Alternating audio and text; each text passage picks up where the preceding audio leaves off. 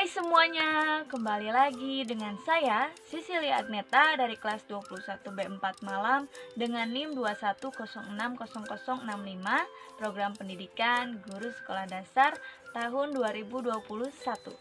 Nah, di sini saya akan kembali lagi membahas mengenai dinamisasi Pancasila dalam hukum. Selamat mengikuti pembelajaran kali ini. Oke, untuk pembahasan yang pertama, saya akan membahas mengenai Pancasila sebagai sumber dari segala hukum. Bahwa segala peraturan perundang-undangan yang berlaku di Indonesia harus bersumberkan kepada Pancasila atau tidak bertentangan dengan Pancasila. Pancasila sebagai ketentuan tertinggi tertuang di dalam pembukaan Undang-Undang Dasar di tahun 1945. Kemudian dijabarkan lebih lanjut ke dalam pokok-pokok pikiran Undang-Undang Dasar tahun 1945 yang pada akhirnya dioperasionalkan ke dalam bentuk hukum. Selanjutnya, adakah yang tahu apa aja sih sumber hukum menurut Zevenbergen? Sumber hukum menurut Zevenbergen terbagi menjadi dua, yaitu sumber hukum material dan juga sumber hukum formil.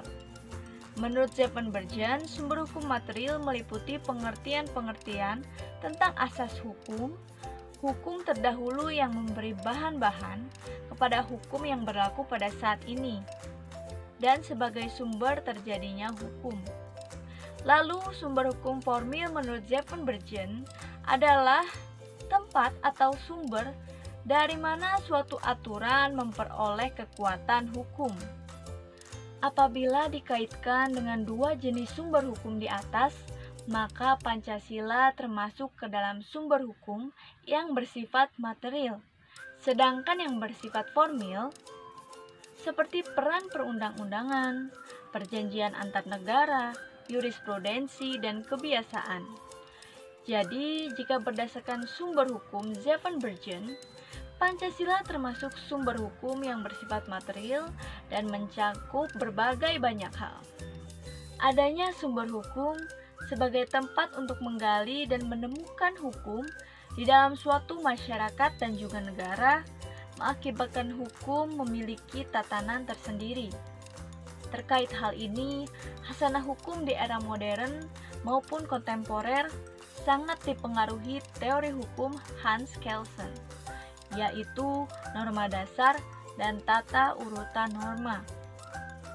Menurut Hans Kelsen, suatu norma dikatakan absah atau sah apabila dibentuk oleh pihak yang berwenang untuk membentuk norma tersebut. Kewenangan tersebut diperoleh dari norma lain yang berkedudukan lebih tinggi. Adapun konsep Staatsfundamental Norm yang dikemukakan oleh Hans Nauwiaski. Menurut Nauwiaski, sebagaimana dikutip Jazim Hamidi di dalam buku Revolusi Hukum Indonesia, makna, kedudukan, dan implikasi hukum naskah proklamasi 17 Agustus tahun 1945 di dalam sistem ketatanegaraan Republik Indonesia halaman 68. Staatsfundamental Norm adalah landasan umum dari suatu tatanan hukum undang-undang dasar. Baiklah, selanjutnya menerapkan Pancasila sebagai sumber dari segala hukum. Yang pertama, menjadikan Pancasila sebagai suatu aliran hukum. Tujuan penting menjadikan Pancasila menjadi suatu aliran hukum tentu bukan untuk melawan aliran-aliran hukum yang masih relevan untuk diterapkan sebagai hukum positif, tetapi terutama agar negara Indonesia memiliki suatu sistem hukum nasional yang jelas dan juga utuh. Kedua, mendudukan Pancasila sebagai puncak hierarki peraturan perundang-undangan. Kedudukan Pancasila sebagai puncak hierarki peraturan perundang-undangan bukan bermaksud mengurangi keberadaan Pancasila sebagai pandangan hidup dan dasar negara, melainkan sebagai upaya untuk menghindari penyimpangan-penyimpangan peraturan perundang-undangan. Oke, kesimpulan dari materi kali ini mengenai dinamisasi Pancasila dalam hukum. Yang pertama, Pancasila menjadi cita hukum yang mendasari setiap hukum yang ada di Indonesia. Kedua, setiap hukum yang lahir di Indonesia haruslah berdasar kepada Pancasila.